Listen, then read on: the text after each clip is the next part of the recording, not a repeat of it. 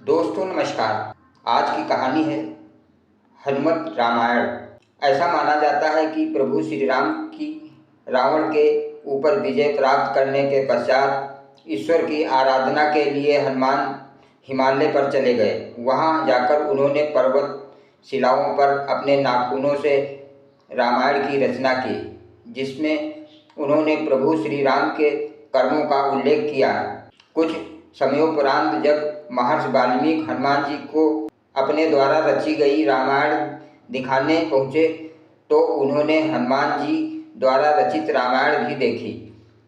उसे देखकर वाल्मीकि थोड़े निराश हो गए तो हनुमान ने उनसे उनकी निराशा का कारण पूछा तो महर्षि बोले कि उन्होंने कठोर परिश्रम के पश्चात जो रामायण रची है वो हनुमान की रचना के समक्ष कुछ भी नहीं, अतः आने वाले समय में उनकी रचना उपेक्षित रह जाएगी। यह सुनकर हनुमान ने रामायण रचित पर्वतशिला को एक कंधे पर उठाया और दूसरे कंधे पर महर्षि वाल्मीकि को बिठाकर समुद्र के पास गए और स्वयं द्वारा रची गई रचना को राम को समर्पित करते हुए समुद्र में समा दिया। तभी से हनुमान द्वारा रची गई हनुमत रामायण उपलब्ध नहीं है।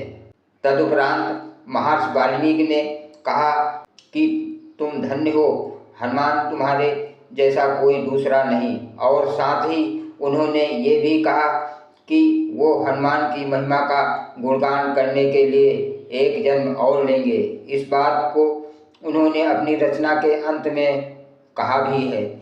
माना जाता है कि रामचरितमानस के रचयिता कवि तुलसीदास कोई और नहीं बल्कि महर्षि वाल्मीकि का ही दूसरा अवतार थे।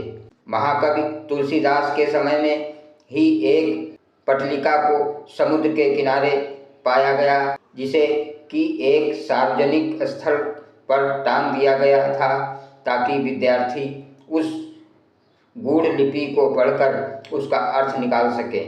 माना जाता है कि कालिदास ने उसका अर्थ निकाल लिया था और वो ये भी जान गए थे कि ये पटलिका कोई और नहीं बल्कि हनुमान द्वारा उनके पूर्व जन्म में रची गई हनुमत रामायण का ही अंश है, जो कि पर्वतशिला से निकलकर जल के साथ प्रवाहित होके यहाँ तक आ गई है।